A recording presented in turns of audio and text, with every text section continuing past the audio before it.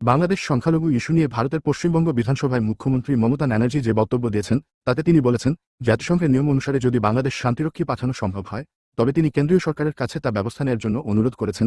মমতা ব্যানার্জি বলেন, রাষ্ট্রপুঞ্জের মাধ্যমে ভারত সরকার যাতে বাংলাদেশ শান্তিরক্ষী বাহিনী পাঠানোর ব্যবস্থা করতে পারে সে বিষয়ে আলোচনা করুন। আমাদের পক্ষ থেকে এই অনুরোধ রইল।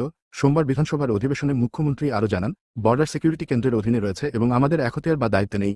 আমরা হাউজের পক্ষ থেকে অনুরোধ জানাচ্ছি যে প্রধানমন্ত্রী সংসদে বাংলাদেশের বিষয়ে আলোচনা করুন। যদি প্রধানমন্ত্রীর কোনো অসুবিধা থাকে তাহলে বিদেশমন্ত্রী সংসদে বিবৃতি দিয়ে জানান যে কেন্দ্র এই বিষয়ে কি সিদ্ধান্ত নিয়েছে। তিনি বলেন, আমার দ্বিতীয় পরামর্শ হলো, যদি এই ধরনের সহিংসতা অব্যাহত থাকে তবে আমরা আমাদের নাগরিকদের দেশে ফিরিয়ে আনব। সরকার ব্যবস্থা নেবে এবং তাদের থাকার বা খাওয়ার কোনো সমস্যা হবে না। আমরা কোনো ভারতীয় নাগরিকের উপর অত্যাচার হতে দেব না। এছাড়া তিনি বাংলাদেশের সঙ্গে সীমান্তবর্তী অঞ্চলের সুরক্ষা পরিস্থিতি নিয়ে রাজ্য কি ব্যবস্থা নিতে পারে সে বিষয়ে কেন্দ্রের পরামর্শ চেয়েছেন। বাংলাদেশের সনাতনী জাগরণ জোটের মুখপাত্র চিন্ময় কৃষ্ণ দাসের গ্রেফতার এবং সেদেশের সংখ্যালঘুদের ওপর হামলার অভিযোগে চলমান